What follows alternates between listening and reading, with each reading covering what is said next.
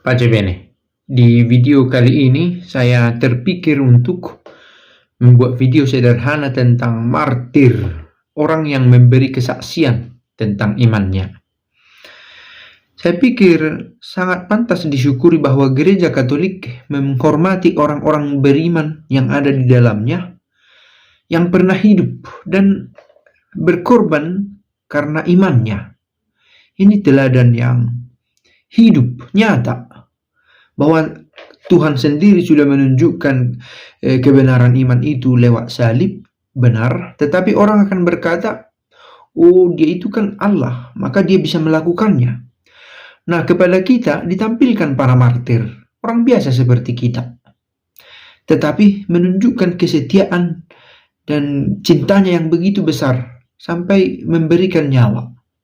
Siapa martir yang para culprit ketahui kisahnya, atau jangan-jangan menjadi penginspirasi juga dalam hidup beriman?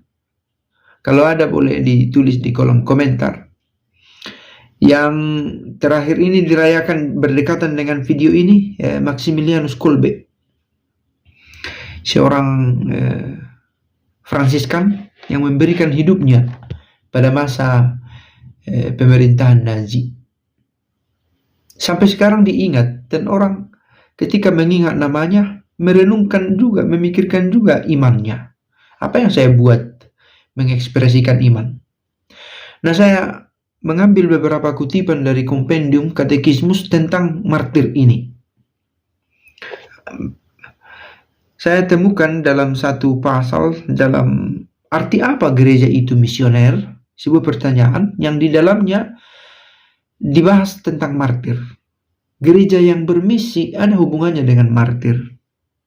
Gereja yang dibimbing oleh Roh Kudus melanjutkan misi Kristus dalam perjalanan sejarah. Oke. Karena itu, orang-orang Kristen harus mewartakan kabar gembira yang dibawa oleh Kristus kepada setiap orang. Dan dengan mengikuti jejaknya harus siap mengorbankan diri, bahkan sampai menjadi martir. Marturia, berkesaksian, dari bahasa Yunani ya. Menjadi martir itu puncak dari gereja yang bermisi itu, mau berkorban. Lalu ada juga di sini satu pernyataan dari martir yang dikutip, saya hadir dalam pertemuan dan saya merayakan perjamuan Allah dengan saudara-saudara saya karena saya seorang Kristen. Itu diucapkan oleh seorang martir. Hadir dalam perjamuan Allah, dalam Ekaristi, hadir untuk berdoa bersama orang beriman lain, dan itu saya lakukan karena saya seorang Kristen. Tanpa hari Tuhan, kita tidak dapat hidup, kata seorang martir yang lain, namanya Emeritus, dari sekitar abad keempat. Artinya kata-kata mereka pun pantas untuk dikutip karena secara konsisten mereka menunjukkan imannya dalam hidupnya, dan itu terbukti dari kemartirannya. Maka kata-katanya pantas dicermati. Siapa yang merayakan liturgi surgawi? Poin 234. Liturgi surgawi dirayakan oleh para malaikat, oleh para kudus perjanjian lama dan baru, dan secara khusus Bunda Allah. Juga ada para rasul, para martir, diperhitungkan juga di sana di liturgi surgawi yang kita sebut dengan surga itu. Para martir juga ada di sana. Bagaimana seseorang memberi kesaksian akan kebenaran? Sebuah pertanyaan dalam kompendium katekismus nomor 522. Seorang Kristen harus memberi kesaksian akan kebenaran Injil dalam setiap bidang kegiatannya, baik publik maupun pribadi, dan jika perlu sampai mengorbankan hidupnya. Kemartiran adalah kesaksian tertinggi yang diberikan untuk kebenaran iman. Kesaksian tertinggi. Tak ada kasih yang lebih besar daripada kasih seorang sahabat yang memberi nyawa kepada sahabatnya. Saya pikir untuk sampai pada kemartiran semacam ini dibutuhkan usaha ekstra ya. Karena kalau kita pikir jangankan memberikan nyawa, ada hal-hal sederhana yang bisa kita beri, yang seharusnya bisa kita beri tetapi tidak dengan tulus kita beri. Nah, itu salah satu perjuangan juga untuk berani melepas keinginan pribadi dan atau kepentingan pribadi dan mengutamakan kesaksian iman dengan memberi. Dan dikatakan di sini kemartiran adalah kesaksian tertinggi. Oke, dalam pembicaraan kemudian ada yang berkata, oh martir itu kan tidak harus dengan bertumpah darah katanya. Tetapi kalau dikatakan bertumpah darah, itu yang justru itu kemartiran yang dirayakan dan dikenang oleh gereja.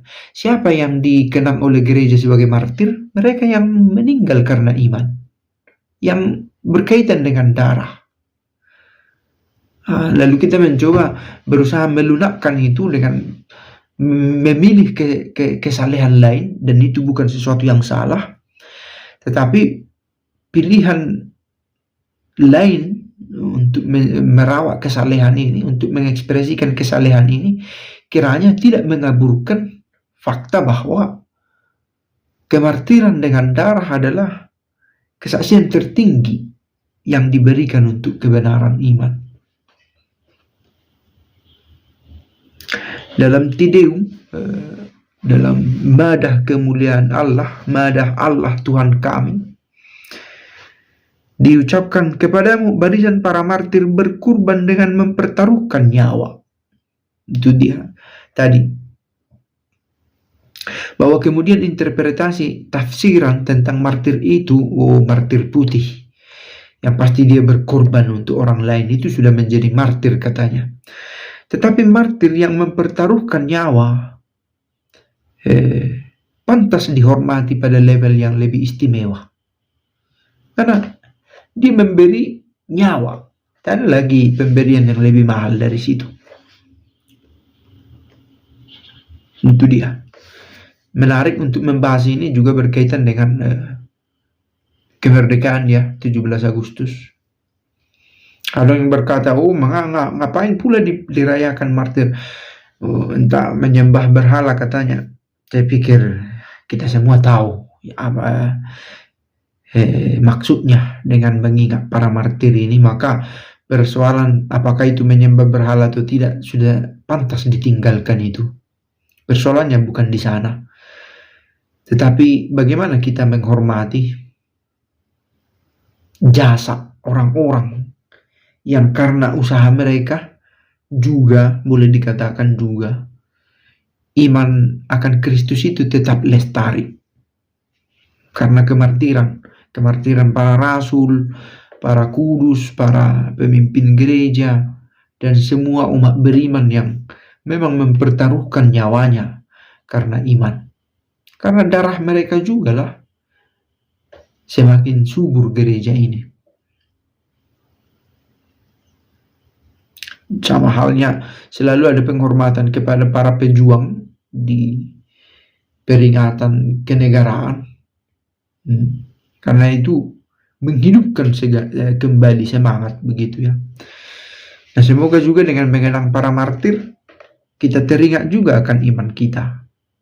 Oh, rupanya sebuah pilihan juga itu yang sampai sekarang bisa dipilih, memberikan diri untuk dan karena iman. Pace e bene.